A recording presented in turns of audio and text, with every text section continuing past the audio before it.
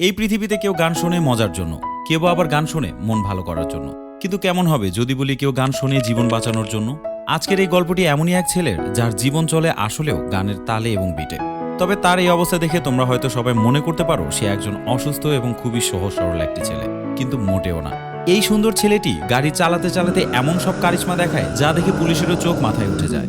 হ্যাঁ বন্ধুরা, আমি বলছিলাম বেবি ড্রাইভার মুভিটির কথা, যেখানে ক্রাইম, মিউজিক এবং চুরি ডাকাতির ধামাকা সবকিছু মিলিয়ে একটি দুর্দান্ত অ্যাকশন প্যাক সিনেমা উপহার মেলে। এই সিনেমাটি চেজিং সিনগুলো তোমাকে চোখের পলক ফেলতে দেবে না। তো বন্ধুরা, আজকে এই মুভিটির গল্প তোমাদের সামনে প্রথম থেকে শেষ পর্যন্ত এমনভাবে উপস্থাপন করব যেন এই ভিডিওটি দেখেই পুরো মুভিটি দেখার মজা তোমরা পেয়ে যাও। তো দেরি না করে চলো শুরু করা যাক। আর শুরু করার আগে ওয়েলকাম টু মুভি নেটওয়ার্ক।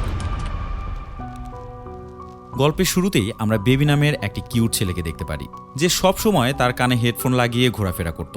আর এই ছেলেটির উল্লেখযোগ্য অভিজ্ঞতা হচ্ছে ড্রাইভিং স্কিল। তো একদিন সকালে বেবি তার কানে হেডফোন লাগিয়ে তার গাড়িতে বসেছিল। সে সময় তার সাথে 3 জন ব্যক্তিও ছিল, যাদের নাম ছিল গ্রেফিন, বাডি ও ডার্লিং।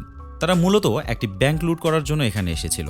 একটু সময় পরেই সেই গাড়ি থেকে বেবি ছাড়া বাকি সবাই তাদের প্রয়োজনীয় জিনিসপত্র নিয়ে ব্যাংক লুটের উদ্দেশ্যে বেরিয়ে পড়ে। এর কিছু সময় পরে তারা 3 জন নিখুঁতভাবে পাশে থাকা সেই ব্যাংকটি লুট করে বেরিয়ে আসে। এ সময় বেবি তার গাড়িতে বসে মিউজিক শুনছিল, এমনকি বিটের তালে তালে সে নাচানাচিও করছিল। তাকে দেখে মনে হচ্ছিল ব্যাংক লুটের মতো কাজ কোনো বিষয়ই না। সে এত টেনশনের মুহূর্তেও খুবই স্বাভাবিক।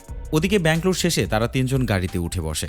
সাথে সাথে বেবি তার গাড়িকে ফুল স্পিডে ভাগাতে শুরু করে। ঠিক তখনই পুলিশ তাদের পিছু নিতে থাকে।